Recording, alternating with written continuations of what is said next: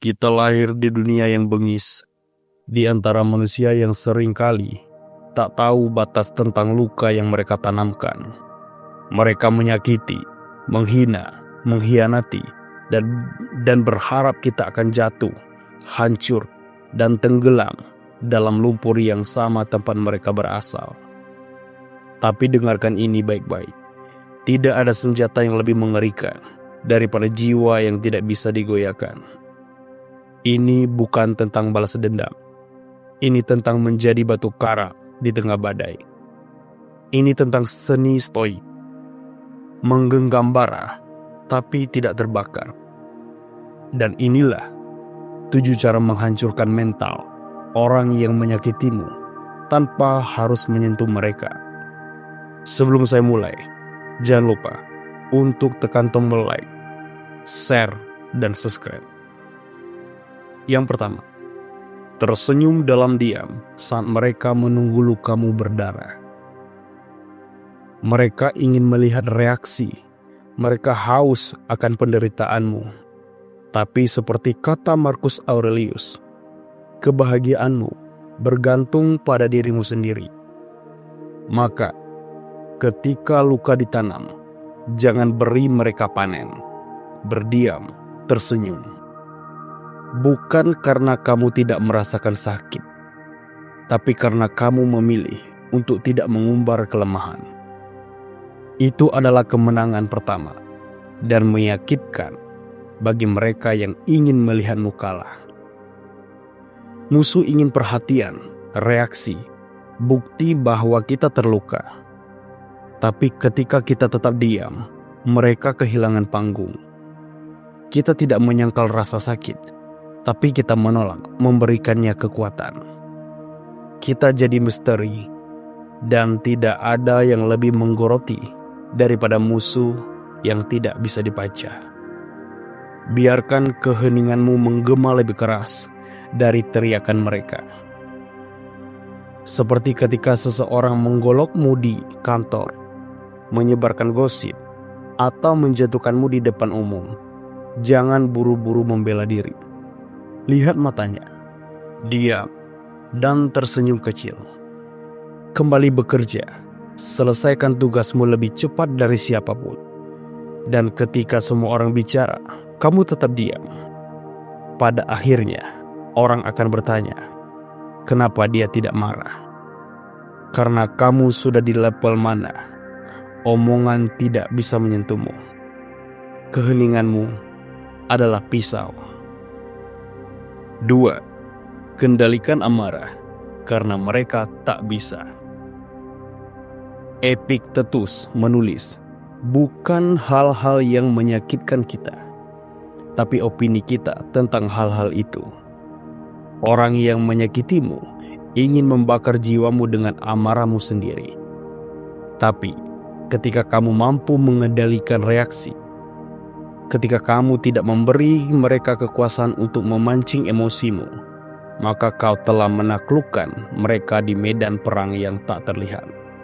Mereka membakar, tapi kau ingin tetap dingin. Itu membuat mereka tak berdaya. Tidak perlu menunjukkan bahwa kita berhasil. Kita hanya perlu menjadi.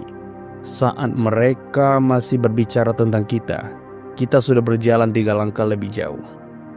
Kemajuan tenang kita lebih menusuk daripada balas dendam. Karena mereka tidak bisa menerima bahwa kita bahagia tanpa mereka.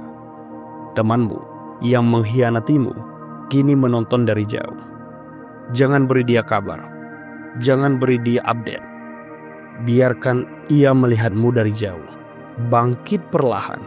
Meluncurkan proyek. Menyelesaikan studi. Meningkatkan fisik. Dan ketika mereka mengirimu pesan, hanya balas, terima kasih. Kamu sudah sehat selalu. Selesai. Tak perlu selebrasi, karena naiknya kamu adalah luka bagi mereka. 3. Perbaiki dirimu dengan diam yang tegas. Tak ada yang lebih mematikan bagi musuh selain melihatmu tumbuh dalam senyum. Bukan untuk pamer. Bukan untuk membuktikan sesuatu, tapi untuk membuktikan pada dirimu sendiri bahwa rasa sakit adalah bahan bakar. Seperti kata Seneca, kesulitan memperlihatkan jati diri seseorang. Maka jadikan dirimu jawaban dalam kesederhanaan, dalam disiplinnya rutinitas, dalam peningkatan yang tak tergoyahkan. Biarkan mereka menyaksikan dari kejauhan dan terbakar oleh ketidakmampuan mereka untuk menjatuhkanmu. Mereka mungkin merampas nama baik, posisi, bahkan tubuh kita. Tapi tidak ada yang bisa menyentuh batin kita tanpa izin. Dan ketika kita tidak lagi reaktif, ketika kita memilih respon, bukan ledakan, mereka akan hancur dalam kebingungan. Karena mereka tahu, satu-satunya senjata mereka tidak lagi berfungsi. Hari ini, bosmu marah tanpa alasan. Rekan kerja menyerobot hasil kerjamu. Kamu ingin meledak, tapi kamu berhenti sejenak, tarik napas. Kamu tidak akan memberi mereka kekuatan untuk menentukan suasana hatimu. Kamu jawab dengan tenang. Kamu lanjutkan pekerjaan. Dan saat pulang, kamu duduk, menulis jurnal. Bukan karena kamu pengecut, tapi karena kamu sedang melatih kendali. Setiap reaksi yang kamu tahan adalah latihan perang batin. 4. Maafkan, tapi jangan pernah lupa. Maafkan bukan karena mereka layak, tapi karena kamu layak untuk bebas. Tapi jangan lupakan, seorang stoik tak menanam dendam, tapi menanam kebijaksanaan dari luka. Orang yang telah belajar mengabaikan penghinaan telah mengalahkan musuh yang paling mematikan, ego. Itu bukan kelemahan, itu strategi. Karena orang yang tidak bisa membuatmu membenci tidak bisa mengendalikanmu. Mereka menciptakan versi palsu tentang kita. Biarkan. Kita sedang membangun kekuatan, bukan pertunjukan. Dan semakin kita tenang memperbaiki, semakin mereka gelisah karena kita tidak bertarung di arena mereka. Kita sedang memahat jiwa, bukan pencitraan. Teman-temanmu di media sosial terlihat sukses. Mereka refleksing, mereka pamer.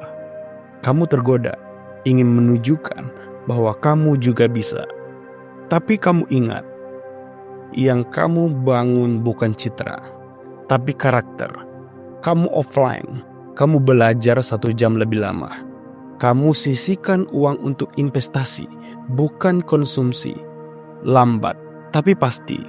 Kamu sedang membangun sesuatu yang tak bisa dihancurkan hanya karena opini orang. 5. Jangan bicara tentang mereka. Diam adalah senjata. Kita ingin membalas dengan cerita, dengan keluhan, dengan kata-kata. Tapi setiap kali kita menyebut mereka, kita memberi mereka ruang dalam kepala kita. Seperti Aurelius mengingatkan, jangan biarkan pikiranmu dijajah oleh apa yang tidak kamu kontrol. Maka biarkan mereka pergi dalam sunyi, tidak dibicarakan, tidak dikenang dengan suara. Biarkan bayangan mereka memudar dalam ketidakpedulian. Itu menyiksakan mereka. Ini bukan soal mereka layak atau tidak. Kita memaafkan karena kita ingin bebas. Kita memaafkan, lalu melupakan mereka seperti daun gugur yang diterbangkan angin. Tidak ada rasa hormat yang lebih menghancurkan musuh.